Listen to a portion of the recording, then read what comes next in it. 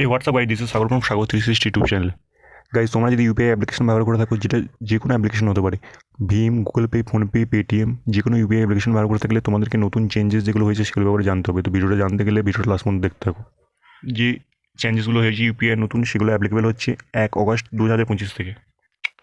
তো daily balance check limit আগে যেটা আনলিমিটেড ছিল, এখন সেটা তোমার 50 ম্যাক্সিমাম চেক হয়ে গেছে। মানে দিনে 50 বারের বেশি তোমরা ব্যালেন্স চেক করতে পারবে না। মানে তোমাদের ইউপিআই অ্যাপ্লিকেশন ব্যবহার করে তোমরা যে তোমাদের ব্যাঙ্ক অ্যাকাউন্টে ব্যালেন্স চেক করতে, সেটা এবারে দিনে 50 বারের বেশি পারবে না চেক করতে। আই থিঙ্ক এটা সাফিসিয়েন্ট মনে করি, কারণ একটা সাধারণ ইন্ডিভিজুয়ালের ক্ষেত্রে 50 বার কেউ চেক করে না। সেকেন্ড হচ্ছে লিঙ্কড অ্যাকাউন্ট ভিং রেস্ট্রিকশন। মানে অনেকে তাদের ইউপিআই অ্যাপ্লিকেশনে একের অধিক ব্যাঙ্ক অ্যাকাউন্ট লিঙ্ক করে থাকে অ্যান্ড একের অধিক ব্যাঙ্ক অ্যাকাউন্ট ব্যবহার করে।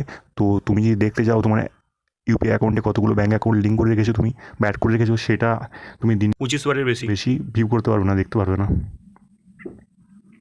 অ্যান্ড থার্ড, 3 নম্বর যেটা আছে সেটা হচ্ছে ট্রানজ্যাকশন স্ট্যাটাস ইনকোয়ারি লিমিটস। মানে তুমি কোনো একটা ট্রানজ্যাকশন করলে, সেটা হতে পারে মোবাইল রিচার্জ বা কাউকে মানি সেন্ড করলে, তো সেক্ষেত্রে তোমাদের ট্রানজ্যাকশন পেন্ডিং থাকলে তার স্ট্যাটাস এখন এখন সেটা ইনকোয়ারি বা তার স্ট্যাটাসটা দেখতে গেলে তুমি দিনে 3 বার দেখতে পারবে।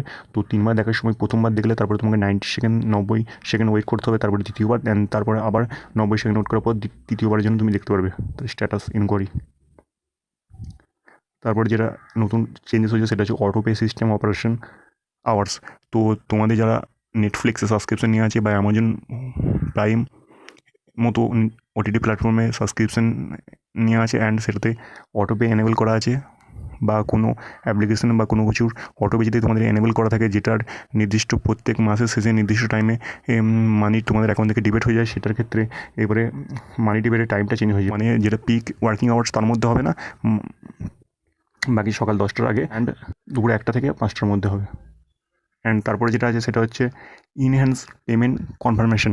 মানে আগে তোমরা কোনো কাউকে অ্যাকাউন্টে কোনো কাউরে ইউপিআই আইডি বা মোবাইল নম্বরে মানি সেন্ড করলে, তখন তোমরা সিম্পল তার নামটা দেখতে পারতে, ব্যাঙ্কিং অ্যাকাউন্টে যত নেম আছে সেটা দেখতে পারতে। এরপর থেকে তার ব্যাঙ্ক অ্যাকাউন্টের নামের সাথে সাথে তার ব্যাঙ্ক কোন ব্যাঙ্কে আছে বা ব্যাঙ্কের নেম পর্যন্ত এরপর থেকে শো করবে, যাতে তোমরা ভালো করে সেটা ভ্যালিডেট করতে পারো বা ভালো করে ভেরিফাই করতে পারো যে মানিটা তুমি কাকে সেন্ড করছো।